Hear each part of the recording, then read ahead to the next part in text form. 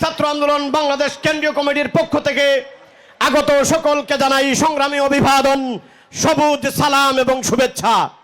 প্রিয় বন্ধুগণ, 690 খ্রিস্টাব্দ থেকেই বাংলাদেশের সাথে ইসলামের সুসম্পর্কের সূচনা। এই ধারাবাহিকতায় 712 খ্রিস্টাব্দে মোহাম্মদ বিন কাসিমের নেতৃত্বে ভারত বিজয়ের মধ্য দিয়ে এই পাক ভারত উপমহাদেশ রাজনৈতিকভাবে ইসলামের সুশীতল ছায়ায় আশ্রয় গ্রহণ করে।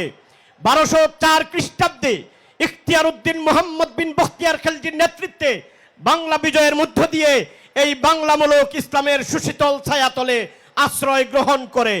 তৎপরবর্তী সময় থেকে নিয়ে 1757 পর্যন্ত বাংলা এবং ভারতের বিভিন্ন পর্যায়ে সামাজিক জায়গায় ইসলাম সামগ্রিকভাবে প্রভাব সৃষ্টিকারী দ্বীনের নাম ছিল ইসলাম।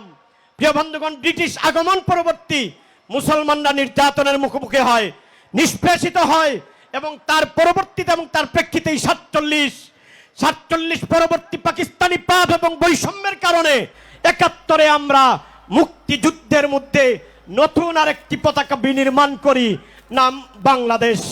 বাংলাদেশ পরবর্তী 2024 আমরা যত শাসক দেখেছি, যত নেতা দেখেছি, কেউ না কেউ কোনো না কোনো পয়েন্টে তারা জালেম ছিলেন, স্বৈর শাসক ছিলেন, বৈষম্যকারী স্বৈরাচারী ছিলেন।